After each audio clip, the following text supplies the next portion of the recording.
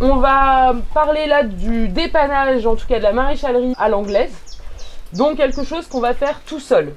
La première règle de sécurité, c'est d'avoir un tablier ou une paire de grandes chaps. Il faut évidemment des chaussures fermées, si possible de sécurité si jamais le cheval vous marchez sur le pied. L'autre règle de sécurité très importante pour nous, c'est que il faut toujours avoir un deuxième cheval. Même si le deuxième cheval n'a pas besoin de dépannage en maréchalerie, vous allez vraiment avoir un cheval beaucoup plus calme s'il n'est pas tout seul. Surtout en randonnée, si vous êtes obligé de dépanner sous la pluie, au milieu de nulle part, dans la forêt, que la nuit tombe, ne séparez pas les chevaux, gardez toujours un autre cheval, un autre cavalier avec vous. Le cavalier, il va pouvoir vous aider, vous assister, gérer le cheval, etc. Et le deuxième cheval va vraiment avoir un rôle très rassurant pour votre cheval qui est tout seul en train d'être ferré dans la pampa. Nous, on le met toujours sur la ficelle. Si jamais vraiment le cheval paniqué, il pourrait se libérer. Il faut qu'il soit attaché assez long parce qu'il va falloir que je puisse circuler devant lui. Là, on va dériver, river. Il y a plusieurs positions. Donc, si je vais m'occuper de cette antérieure, pour dériver ces rivets qui sont là en externe, je vais prendre le pied de mon cheval comme si j'allais lui curer les pieds. Je vais le prendre en pince ici. Je vais pivoter devant lui. Je garde toujours le membre dans l'axe pour le cheval.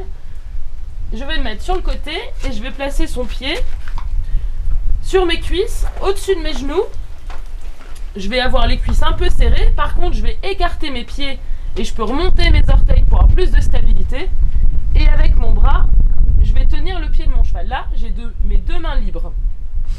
Si mon cheval veut absolument retirer son pied, donc s'il bouge un petit peu, je vais l'accompagner en résistant légèrement, puisque j'ai cette mobilité-là. Si vraiment le cheval veut retirer son pied, je vais me reculer pour lui libérer.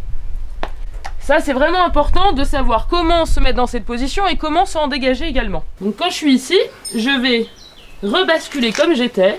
Hop, je suis ici, je vais passer le pied du cheval entre mes cuisses. Donc, je serre mes cuisses, par contre, je vais écarter mes pieds, toujours les pointes de pied. Là, j'ai de nouveau mes deux mains pour travailler. Si le cheval a peur, je vais écarter mes cuisses et je lui libère le pied.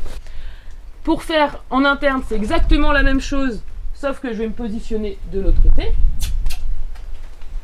Ainsi. Pareil, le coude, les pieds. Et pareil, je pivote pour libérer le cheval. En postérieur, je vais faire comme si je lui prenais le pied, pour lui tirer les pieds. Quand je suis là, je vais reculer sous le ventre du cheval, placer son postérieur, pareil, exactement dans la même position qu'en intérieur.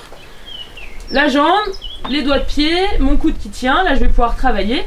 Si mon cheval panique, je me retire ainsi. Alors, en interne ici, je vais aussi rentrer sous le ventre du cheval, mais dans l'autre sens. Mon coude, les doigts de pied, les genoux, je suis calé. Mon cheval bouge, je me retire ainsi. Ça, c'était pour dériver. Quand je suis là, je ne pose pas le pied du cheval. Hop. Je bascule. Et je vais venir poser le pâturon sur mon aine. Mon bras va tenir le pied. Et voilà.